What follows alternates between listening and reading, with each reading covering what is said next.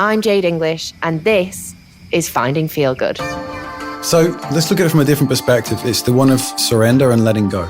And incidentally, I would say that if you've ever walked across hot coals, which I have, went to one of those Tony Robbins events, and it was just like over in 10 seconds. But because I'd had the experience of many times choosing to go into an ice bath, knowing that it's going to cause this effect on my body, bringing my body back into a state of balance, and therefore my mind, it was just like those 10 seconds were like bam, bam, bam. Easy. It's just like, I've got this. And you just consciously take over and control. Says, okay, thank you, mind. Thank you for the signal. But I'm safe, I'm okay, and I'm going to stay. Let it out.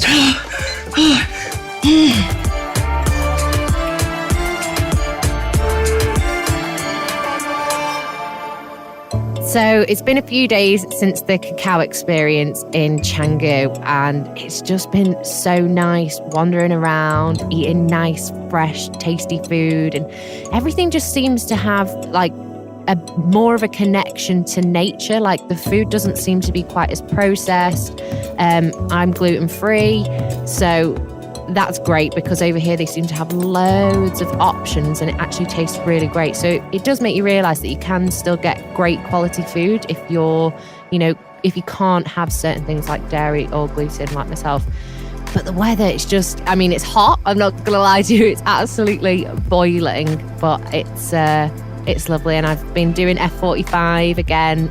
That's become part of my daily ritual. But now I'm moving from Canggu to Ubud and I can't wait.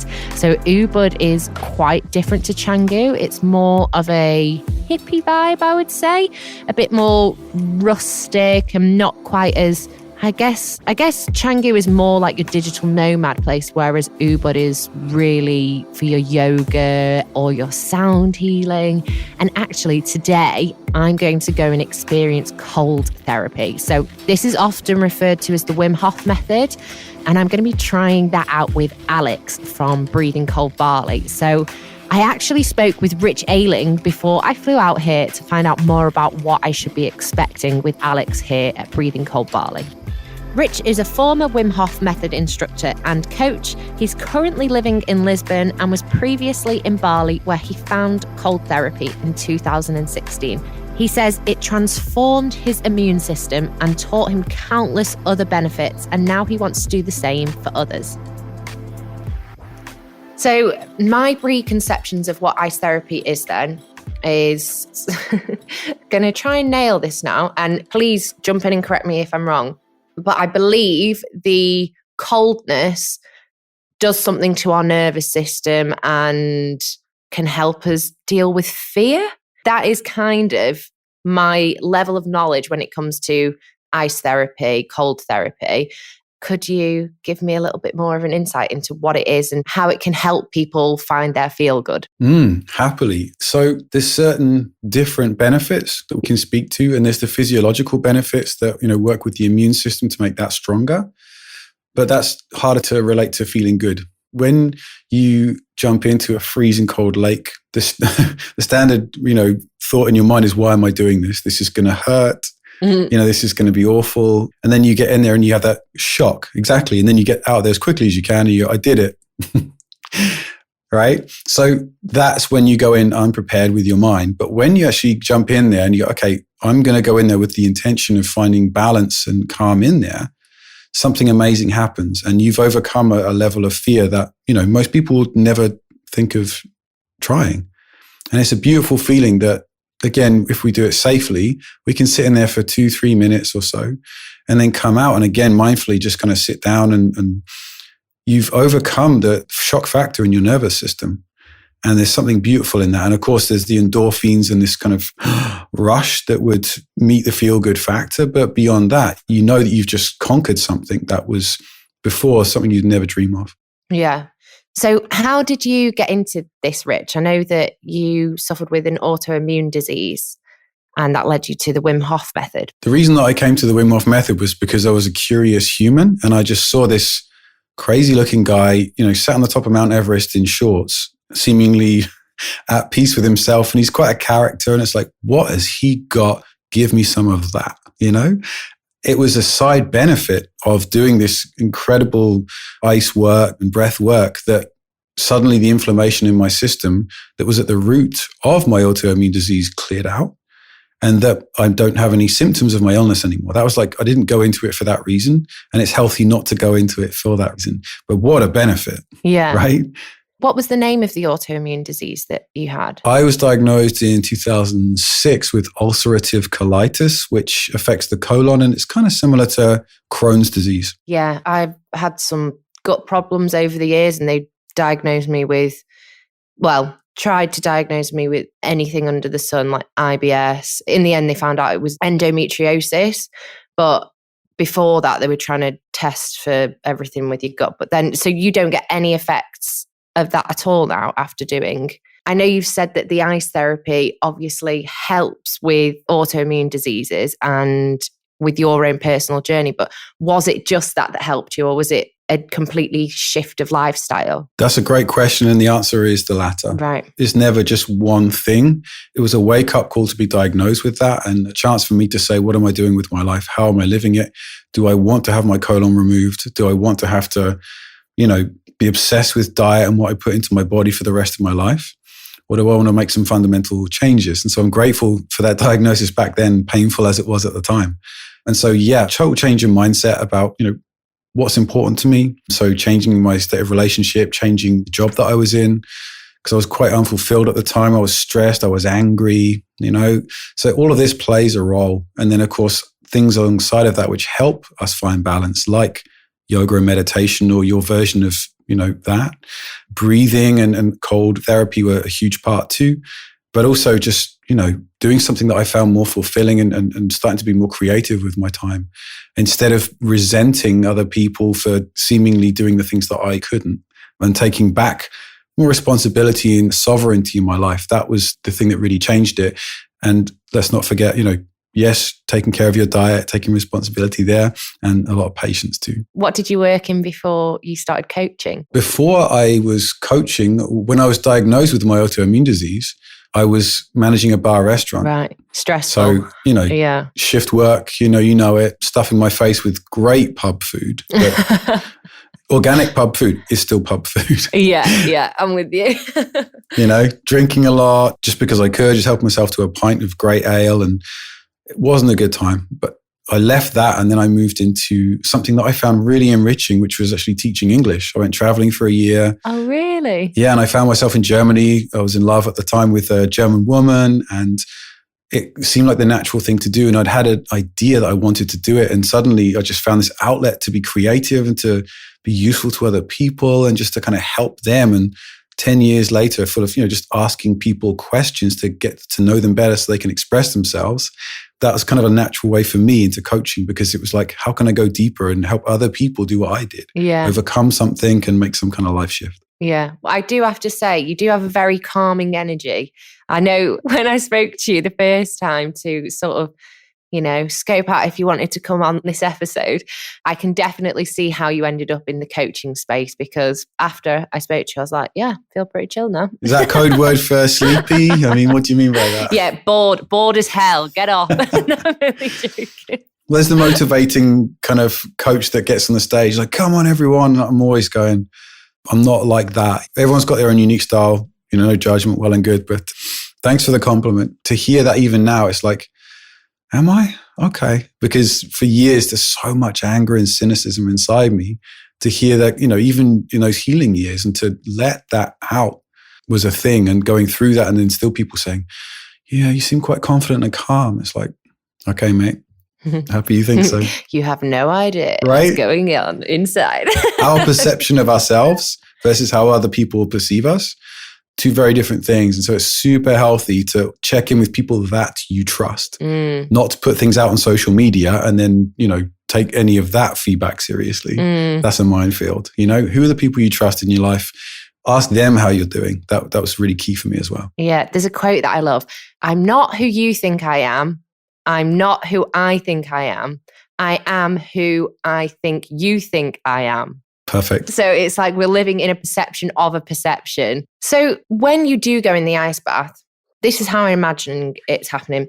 I'm in a bikini, swimming costume, whatever, waiting to go into the ice bath. Talk me through the steps. What would actually happen from the moment I'm out waiting in my bikini and then the process of your thoughts afterwards and feelings and that journey? So quick caveat on safety, do it with someone that actually knows what they're doing, especially if you've never done any cold exposure before, because getting into ice, that can be really dangerous. So you want to be supported in that. But let's assume that you are with someone that knows what they're doing.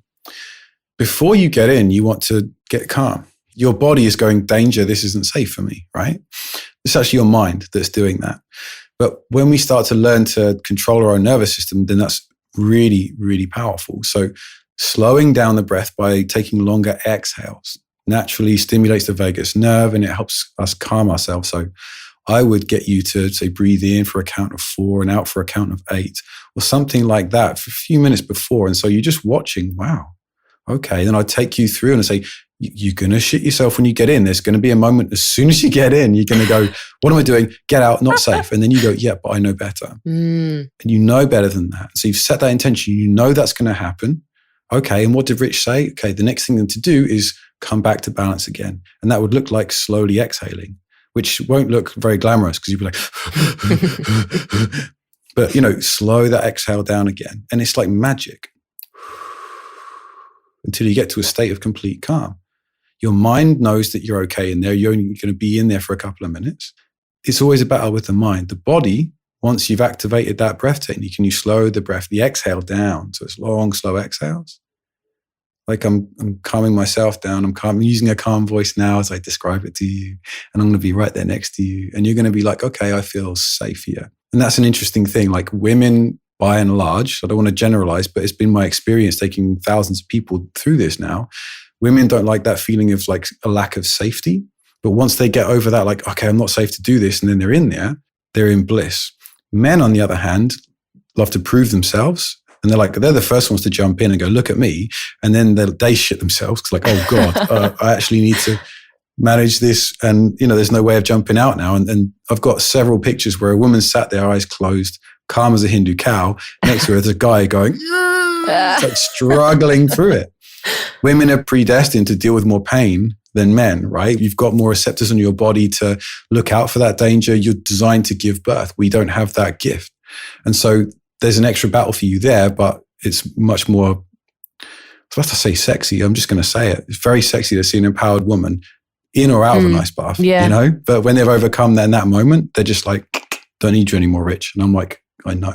Ciao. See it. I guess it's kind of just trying to master your own mind then, isn't it? As ever. Wow. I kind of want to say, I always think the mind and the body have to create a connection with each other, but it almost feels like in this, there needs to be a disconnect.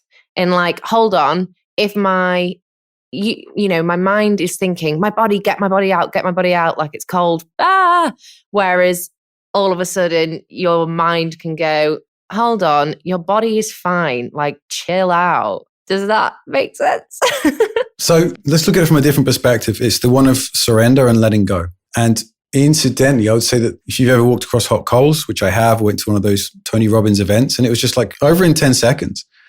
But because I'd had the experience of many times choosing to go into an ice bath, knowing that it's going to cause this effect on my body, bringing my body back into a state of balance, and therefore my mind, it was just like those 10 seconds were like bam, bam, bam. Easy. It's just like, I've got this.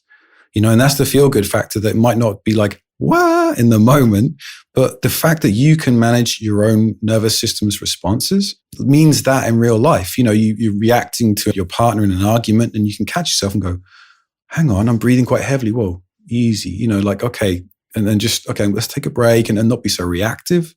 That means you can deal with like stress at work very differently. It's like noticing what's happening in your body, because that moment in the ice when you're sat there for a couple of minutes, that's pure meditation. You're not thinking about dinner.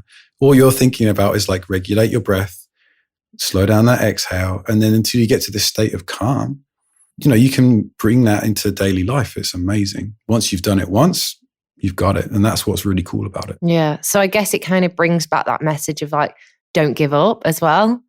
If you do persevere, then actually at the end of it, you're going to be all right. There's something around surrender, letting go, trusting.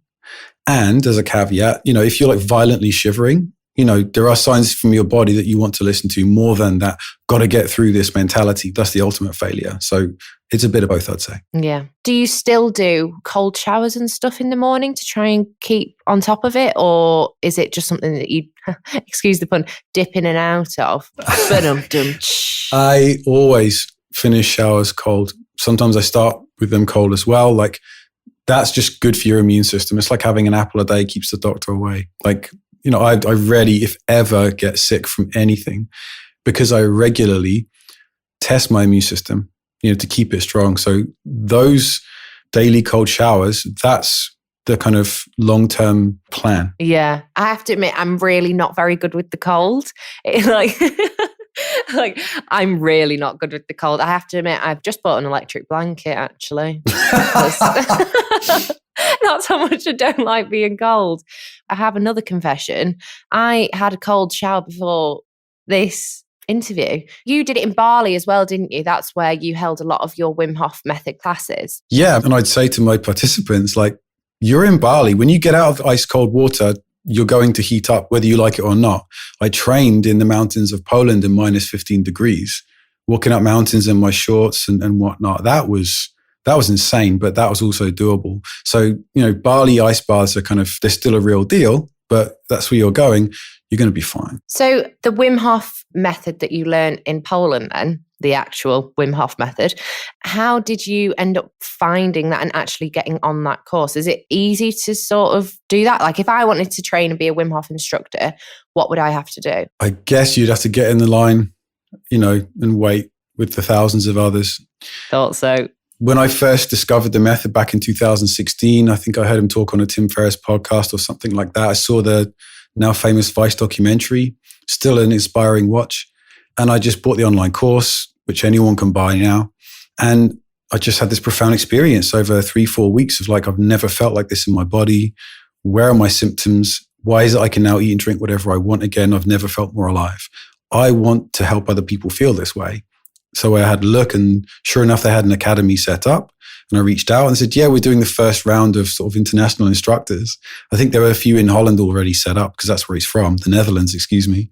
They chose a select few of us, about 28, and we went up to Wim's other place in the mountains of Poland, and we trained there for a week, in the snow every day and jumping in freezing cold lakes and then running into saunas and just drinking lots of vodka and then jumping back in the lake again. There were moments of connection to something I've never experienced before, and there was a lot of drinking too. So, oh, really? Yeah, it wasn't this sort of like spiritual mecca. You can make out of it what you want. Wim's a unique character, and he taught us a lot. Is he great? He is very, very charismatic, isn't he? I've seen that Vice documentary and I've seen him on a few different things. His popularity's definitely boosted, hasn't it, in the last few years as well. I mean, he's a bit crazy, isn't he, really? That's sort of his brand, but in like a endearing way. Yeah, I mean, someone else has described him like this, so that's my way of justifying what I'm about to say. But Wim is like sort of 4 or 5 year old kid. He's just playful. He says the first thing that comes to his mind. He's not a stickler for the rules in any way. Things can go in any direction. Structure's not a word that he really resonates with either, which is why there's a whole method that, his family and other people have built around him. He'd guide like people into sitting to an ice bath for 20 minutes on day 3 of a retreat, which should kill you. And there's something about the sort of collective spirit and the belief that he does something that I just, even 3 or 4 years after doing the method and teaching the method, it blew me away. That shouldn't be possible. And yet there's something about him, just no filters, that's very refreshing in this world full of spiritual gurus who, at least the male ones, generally tend to be a disappointment. And this guy's just real and fun. Oh, that's so nice to hear. I mean, that is one of the reasons of wanting to do this series, really. I went to Bali a few years ago and was not in a very good headspace, really. Don't get me wrong, there was some people I met that were definitely there for the right reasons, and I knew that they wanted to help people. But I think there is also quite a few people, especially in Bali, the spiritual mecca of Bali, that are, I think a lot of them have good intentions, but I also think it has become a business for a lot of people. I could talk for hours about that. I think there are a lot of people out there and in the world that have good intentions, but in the world of personal development and spiritual growth, there's zero regulation. And so we can all go out there, and myself included, make claims and say what we want. And that's well and good as long as, there's enough integrity behind what we're doing. And that can fall short sometimes. And it's a learning process for people as they go through this. People overcharge, people don't show up. And then, of course, there's the issue of boundaries, which is a really big one. Like, I'm really attracted to you, and yet this is a professional encounter, so nothing can happen there. And I need to have watertight boundaries around that, no matter how much one of us might want to connect to the other, or maybe should we even be working together if that energy's there. These are things that I feel strongly about, because if you're coaching someone, if you're teaching someone, if you're helping someone in their growth, you can't be getting involved like that. And all too often things go wrong, and that they come out years later, and you feel let down by people that we've looked up to for a long time. And the reality is we've expected them to be something that they were not, which is, more than human. And there's some personal responsibility that we need to take care of ourselves. But there's also, in anyone that puts themselves in a position of authority, any kind of guru-dom, it's like, you need to be on point, sir, and there's very few people I unfortunately find that are. But hopefully we can change that. Hopefully we'll find them. Right. Well, thank you. I think that's everything. You've made me a little bit more nervous, not going to lie, in terms of how cold I'm actually going to be. But you've also made me way, way more excited as well, because I think that level of mastering your mind, I don't think we're taught that enough in childhood or just in day-to-day life. I mean, I don't know if it's something that's maybe done more in Eastern traditions, but I definitely don't think in the Western world we're really taught to self-reflect. Do you think that? I think there's a profound lack of self-awareness in the Western world. I think a lot of us are starting to realize that and want to go about finding it, and where to begin. There's just an entire industry from it now. But how about we start, implementing that at a younger age? For sure. That would be the next best thing to do. And if I see my young nephew in school meditating, he asked me to teach him meditation. He was just sat there earnestly, just trying so hard. It was like, cute, and also great that this is happening, So yeah, it's a huge problem, but I see that there is a shift in awareness that we need to tackle it. So I'm optimistic. I'm optimistic too. It was so great to meet Rich and hear about his experiences with ice work and cold therapy. So now I'm off to meet Alex at Breathing Cold Bali to experience it for myself.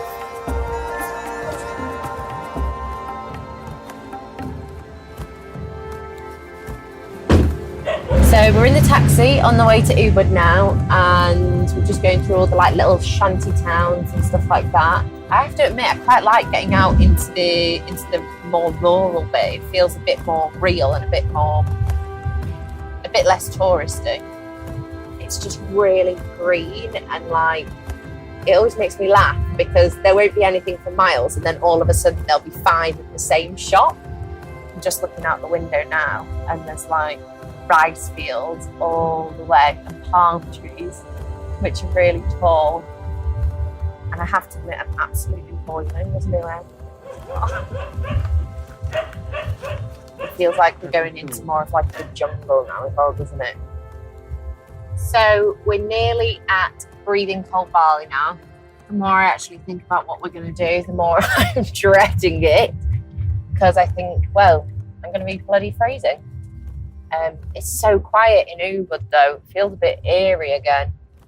Just can't see how they're going to be able to recover from it being so quiet again. It's actually quite nice though. Usually it's so busy that you can't move. It feels like it's sort of gone back to old Bali, what it was like before tourism went absolutely mad. Thank you so much. How much? 37.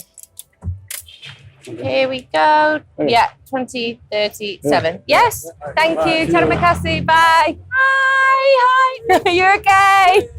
Nice to meet you. I'm Jade. Hi. Nice to meet you, Jade. I feel like I'm in a dream. It's like actual paradise. So I'm just walking down this rickety path.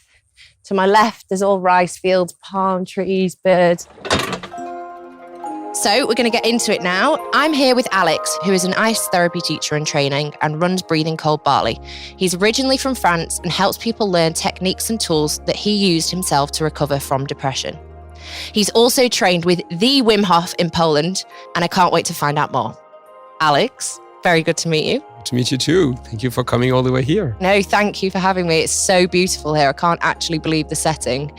It's we're currently on like a wooden podium, would you call it? Looking out. Call it a shala here. A shala, there we go. On a wooden shala, looking over some rice fields with beautiful coconuts and palm trees. And there's not really a soul around, is there? It's gorgeous.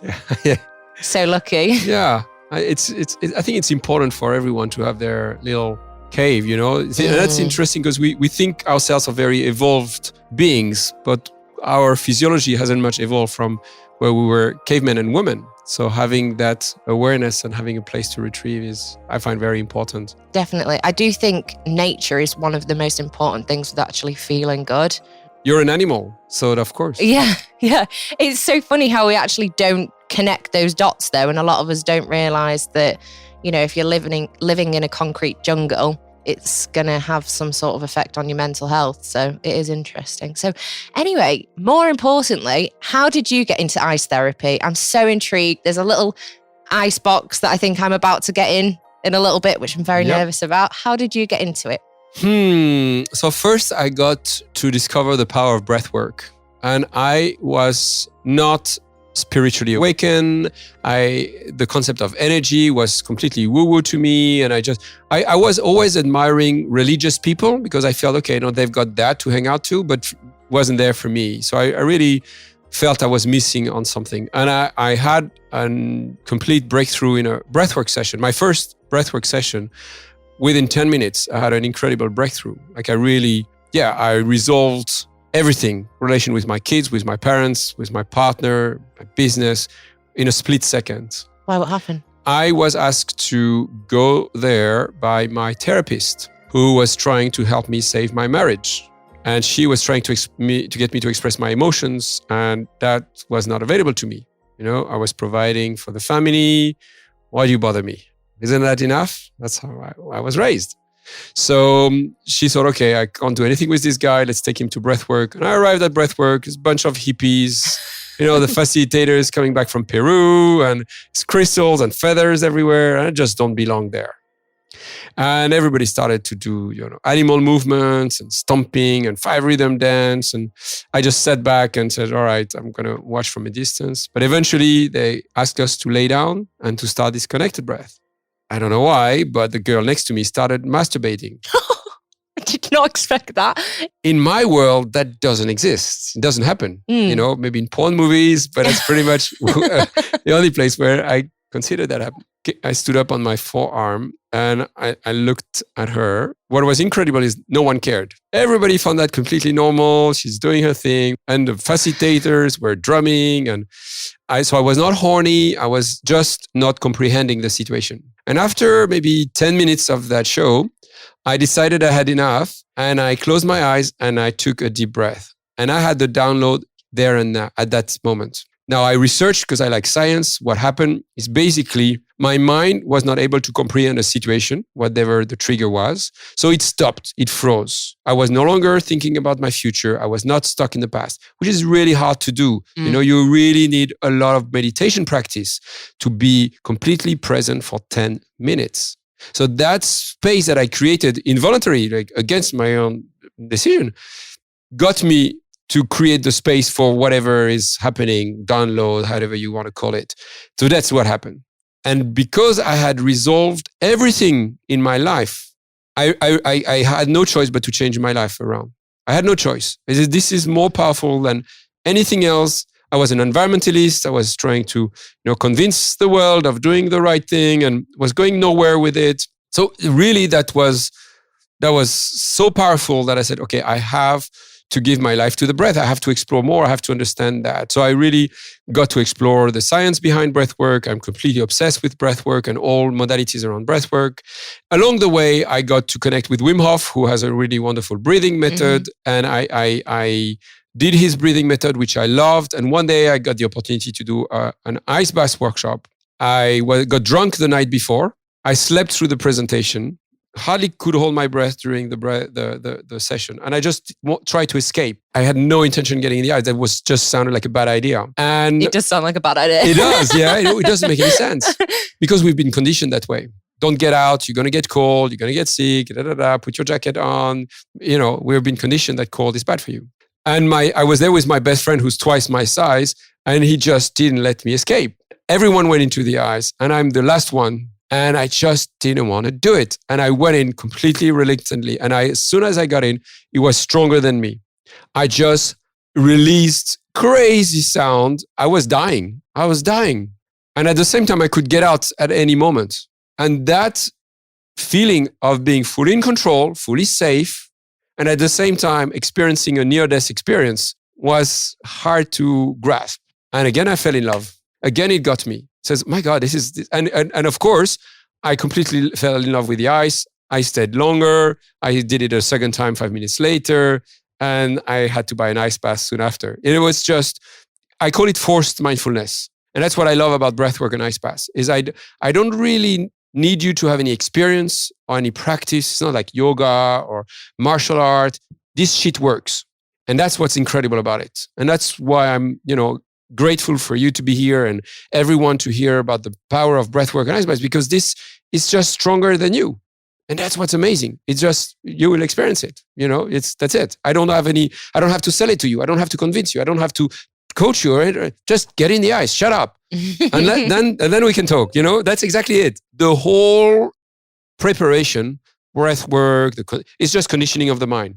I'm going to get your mind to be safe enough to understand, to feel safe in my presence so you can get in. But you're getting in, I'm not getting in. So, it's just helping you get there. I actually tried breath work the other week for the first time, and I didn't expect anything from it. And it was unbelievably powerful. And I can totally understand what your sort of picture you're painting in terms of like meditation and yoga and that sort of stuff can be quite progressive and quite slow. And I think if you're quite a fast-paced person, which I certainly have been in the past and still sometimes am, it can almost feel like you do need like that forcing mechanism. So I presume that's maybe how the ice bath work does it.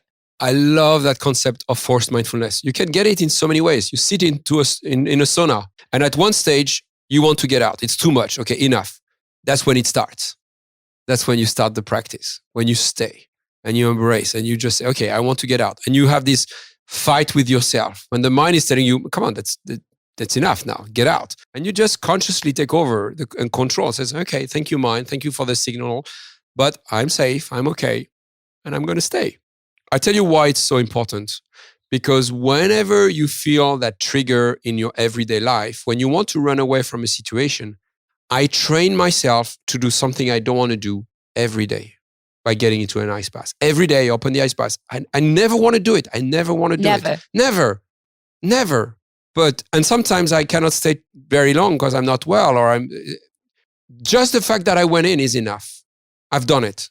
I went beyond the resistance, the story in the mind, and I've done it. So whenever I feel a resistance in my life, I'm able to assess, what am I facing? Is it fear or danger? If it's danger, then okay, good. The trigger is there for a purpose. Don't be stupid. But if it's just fear, I know for a fact that growth is on the other side. So I push through it. And it can be cleaning my desk, doing my accounting, speaking with an ex-partner, going to the hospital to do a checkup that you postponed. All these things that we don't want to do. Knowing that that's the way to grow changes your relation with resistance. All of a sudden you welcome it. You welcome it because you know that's the path to growth. Yeah. I can totally understand that. I guess it sort of changes that instant reactivity, doesn't it? I know that you, from researching you, that you sort of got into this as well because you suffered with depression, and I've experienced that myself, and anxiety and stuff. Sort of, well, first of all, what you were just saying about fear. Sometimes I feel like anxiety is fear over something that it does exist, but it definitely doesn't exist in the same way that the reality of it. So I can imagine how doing something like ice baths would maybe bring up anxious feelings, that fear of something that isn't going to kill you, but then you sort of pushing through and realizing it's not danger, it's fear. But like what I'm curious about is, what was that mind shift for you? Was it like, when you were in that dark place, I know how that feels. It's awful. And sometimes you don't feel like there is a sort of way out. How did you sort of build yourself back up? And would you, thank the ice baths for that? The fundamental idea is that anxiety, stress, depression is all happening in the mind. The idea with all those practices is to develop your ability to improve what's called felt sense. It's like, you close your eyes and feel, okay, now I'm focusing on my butt on the chair and I can sense my feet on the ground. And the idea of always bringing it back to the body, not in the mind, not staying with your stories, not staying, because you cannot trust your mind. Your mind is owned by Facebook, your parents, your reading, your people. Don't trust your mind. Don't trust your mind. Once you recognize and acknowledge that, you train yourself, go in the mind. And then you really just witness, okay, what's going on? Okay, I feel that I'm feeling depressed. There's something of sadness coming up. There's anger. There is resentment. That's okay. I can create, it's called a wedge. I can create space between that sensation and my response. And it's really, again, you train that when you hold your breath, Kumbhakai. When you hold your breath, okay, now I can feel the urge to breathe and I can just witness it. I get in the ice, I can witness the urge to get out. I can just witness it. Okay. And just the fact that you witness it already create distance. You're ready to observe what's going on. Emotions, they don't hold on too long. So just the fact that you are able to just witness the anger, the emotion, the anxiety, just that you're creating that space already fades away. And the more you create space, the easier it is for you to move out of it. So it's really, again, I can't stress enough the importance of daily practice, because what you train at, you master at. So it's really, okay, once life is like everything else, if you want to be good at dealing with anxiety, you need to train. There are tangible physical benefits. You get high. You release endocannabinoid, getting in the ice. It's great for your skin. You lose weight. It's so many physiological benefits. But on top of that, you are developing mental resilience. So what is the science behind it? For people who've never experienced an ice bath or, don't know, including myself, all those science-based approaches. The first one is hormesis, Hormesis. And it's basically the idea that if you put, actually that's how they started, you have yeast and you put a lot of detergent on the yeast and you kill the yeast.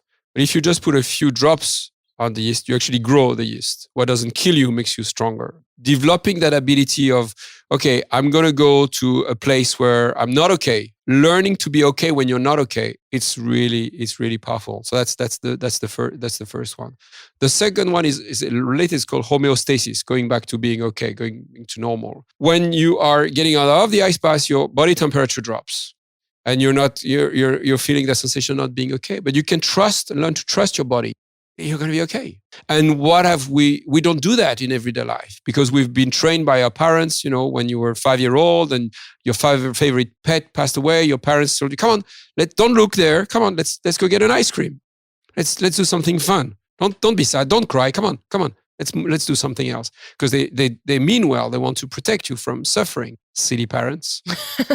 And then what happens when your partner leaves you when you're 20-year-old? You do like Bridget Jones and you stuff your face with ice cream because that's how you've been conditioned to deal with distress. But what happens when the doctor calls you and says you've got cancer? There's no flavor of ice cream for that because we have not been trained to not be okay.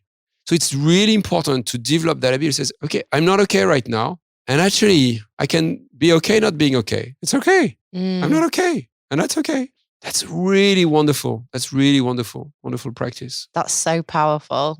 I think once you've been, for me personally anyway, because I don't think I've trained myself enough to get to that place yet. Like, I've been in a very, very dark place in the past and I'm in a good place now. And there's almost sometimes I find myself, if I am starting to go a little bit to the dark side, rather than being okay with that, I freak out and I'm like, oh no, it's coming back. What's going to happen?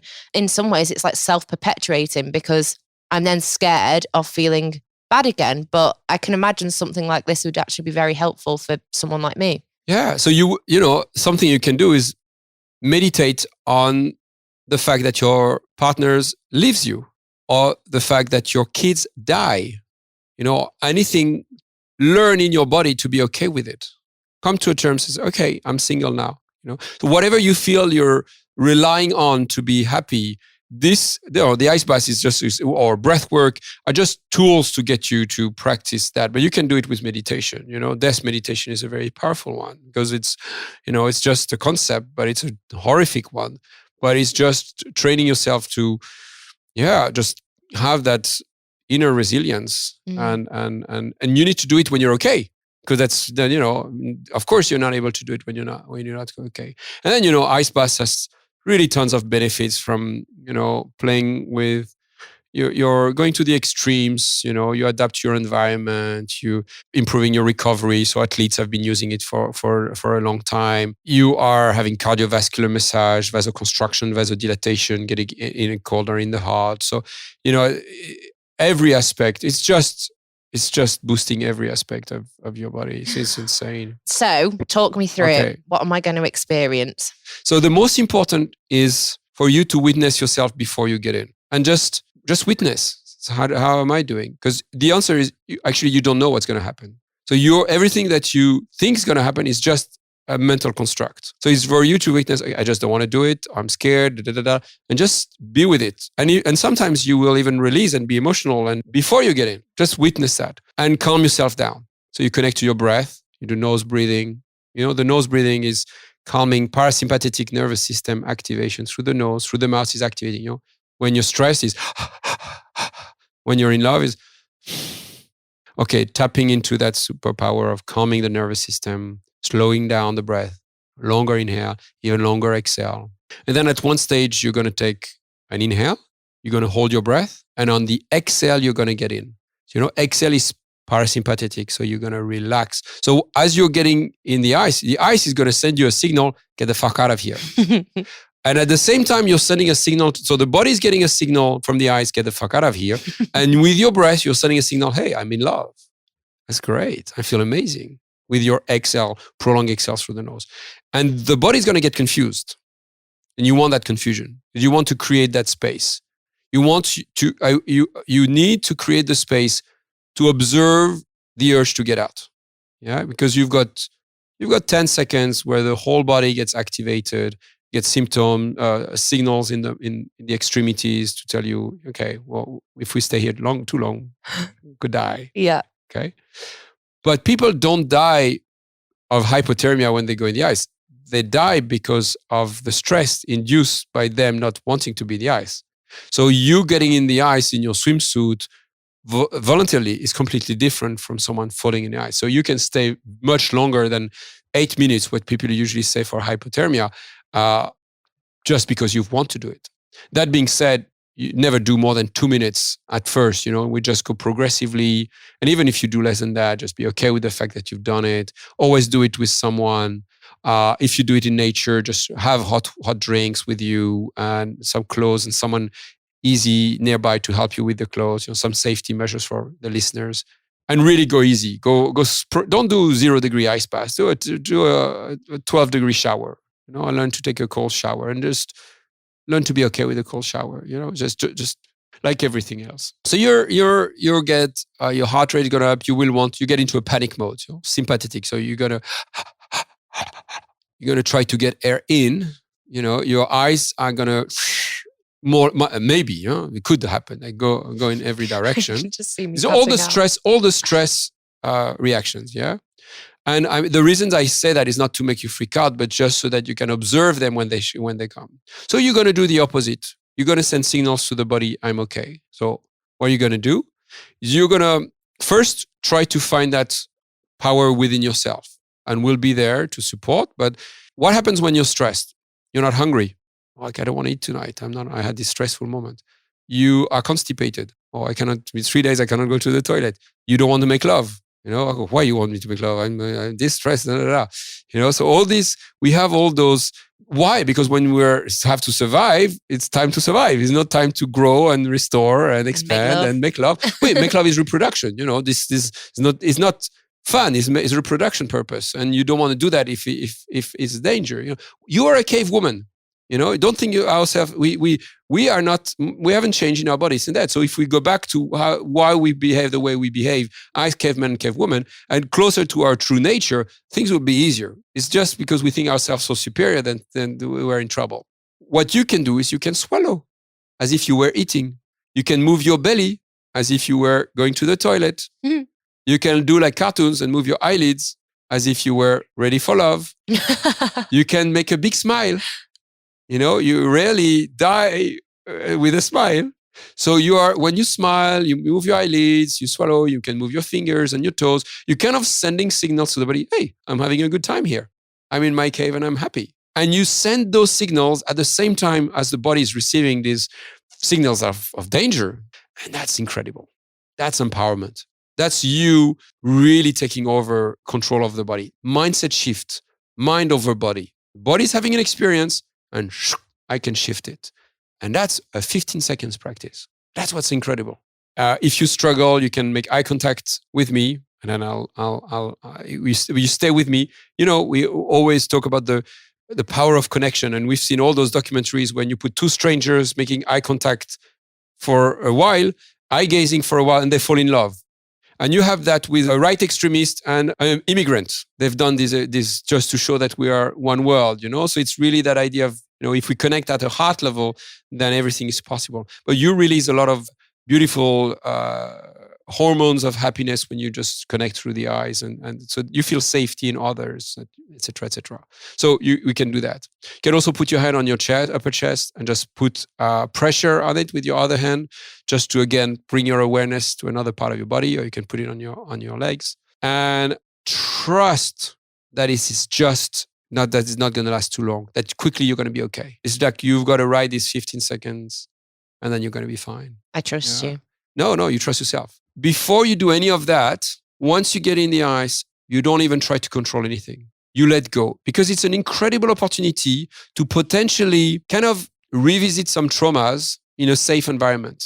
So instead of trying to control the emotion, which we are so good at doing, why don't we let go? And you just don't think. You don't think about your breathing. You don't think about controlling anything. You scream, you laugh, you cry, you swear, whatever you want, without paying attention to anyone around, and you just allow yourself to feel what's alive in your body. And you might call me tomorrow, say, hey, I've resolved a childhood trauma that I didn't even know was there. That's why it's so powerful. So keep, the first seconds for a complete release in there, not trying to control. And then after that, you take over. You come out. Here in Bali, it's warm, but in cold countries, you want to make sure that you heat up the body fairly quickly. So you can do some movements, have a drink, hot tea or something like that. Or go into a sauna. They do that in Finland or in Russia. So that's option one. Option two, because it's ubud, we're allowed, you can have a full body orgasm. Yeah? What? Yeah.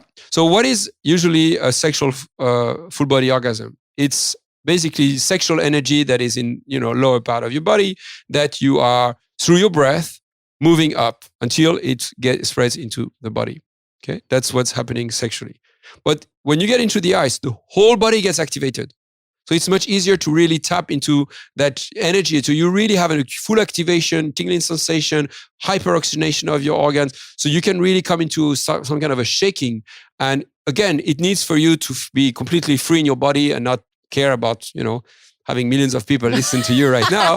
But, if you're able to go beyond that, and, it's great for men because it's much harder to access for men than for women. Oh, really? I mean, full body orgasm is hard. Usually men go for the quick exit. Yeah. But there is an alternative. Okay.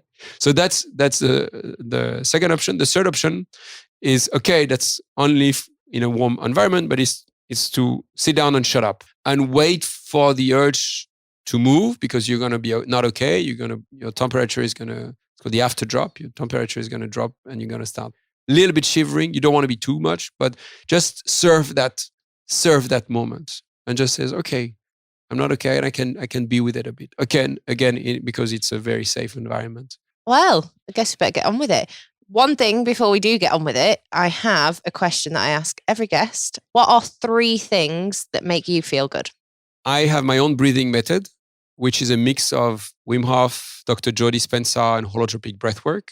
The reason I mention it is because it involves a lot of complicated breathing patterns. You do really strong breath, then a breath hold, and then some squeezing. So you release the empty. So it's a lot going on.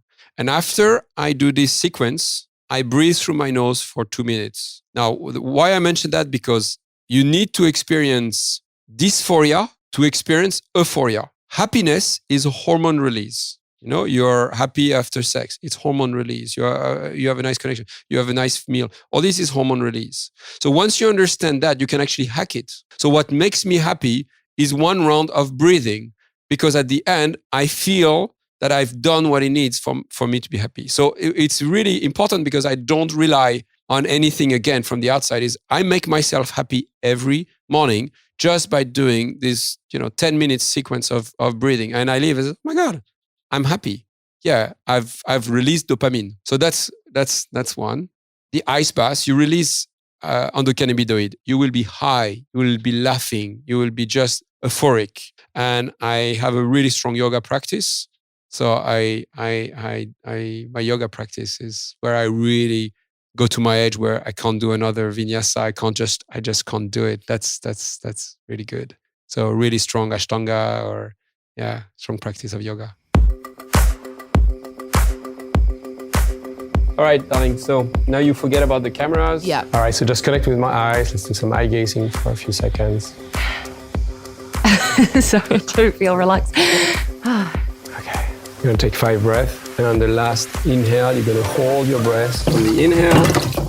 And you're going to step in on the exhale, all the way down, your shoulders under.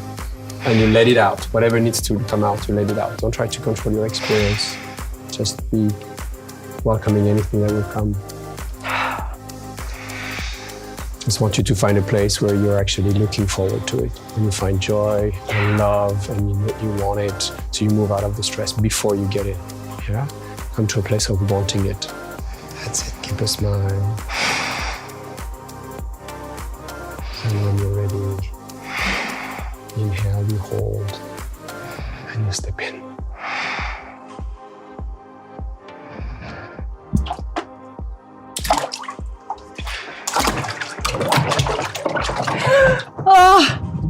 Let it out. That's it. Let it out. Make eye contact with me. I'm here. It's okay. You're gonna be okay. You know you're gonna be okay. So switch to nose breathing now. Like the shoulder. And trust that you're gonna be okay. Keep your smile.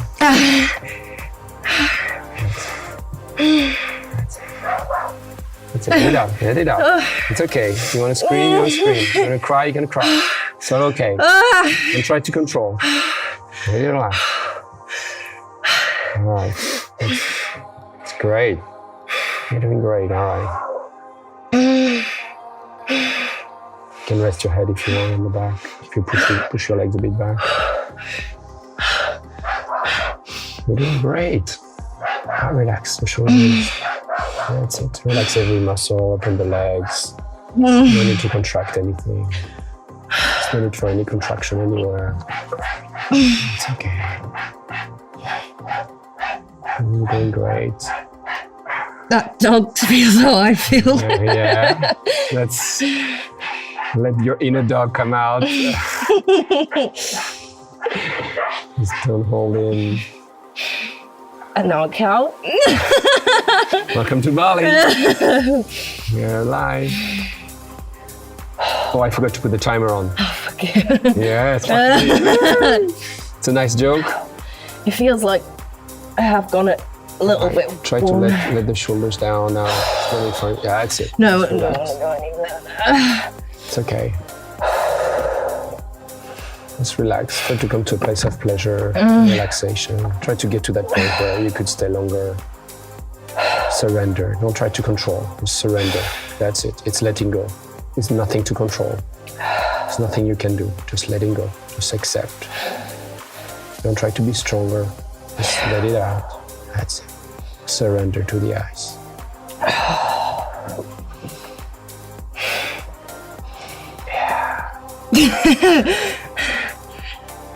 We're almost at 3 minutes, so you can come out when you need. Okay. I think I'm actually ready to go. When you're on time. Well done. Woohoo! Thank you. Oh. I don't know why your thank you sounds like fuck you, but I would give you a hug, but the heart is there. All right, just take your time. I'm going to go towards the garden. I invite you to find a place, sit down and just be with yourself for a bit.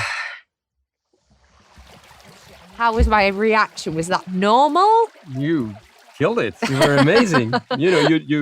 I mean, I think there is no right or wrong in this thing. Is that you're just being you, and that's what it should be. But yeah, it was really just in control, and you allowed yourself to feel the emotions, but quickly you were in control of whatever was going on fairly quickly, and I just relaxed and came to a place. I could sense that at one stage you shift to actually enjoying it, being happy and free, and we checked the time, and you stayed almost 4 minutes. 4 minutes? 3 minutes 45. Did I? Oh my God! Check me out. Yeah, which is amazing, But you decided to stay, and When I first got in, it felt like knives were actually on my legs, and I thought, I'm not going to be able to do this. And there was this part of me that I was about a split second away from jumping out of the ice bath. Yeah. And then I stayed with it, and then I was like, well, I don't think I can get out. I don't think I want to get out. But it was 2 minutes I was supposed to stay in, right? Yeah. I mean, not that I'm competitive or anything, but I kind of fucking smashed it.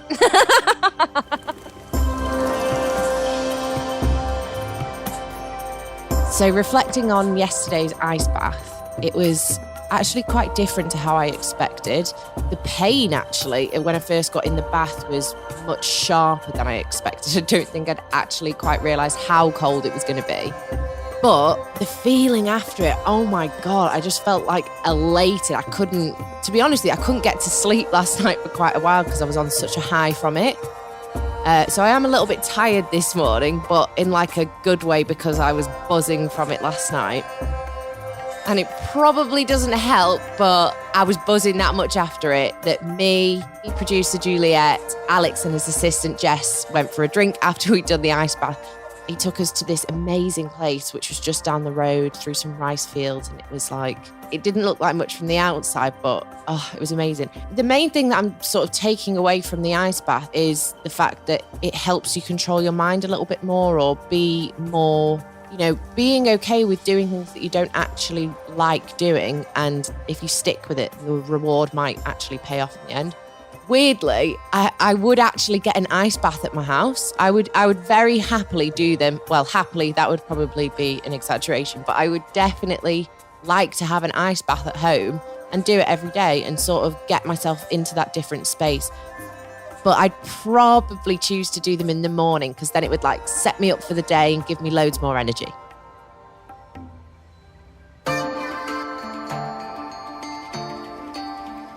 Thank you so much, Rich and Alex, for being a part of this episode of Finding Feel Good.